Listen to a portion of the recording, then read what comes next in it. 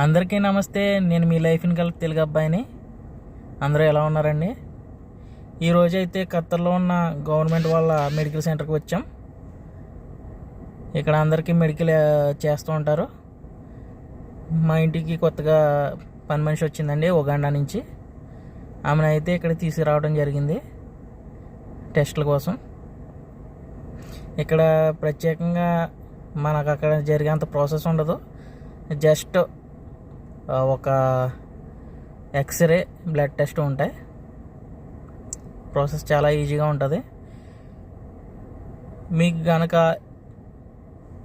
ఇది full length video కావాలంటే కనుక మన ఛానల్లోకి వెళ్ళి చూడండి.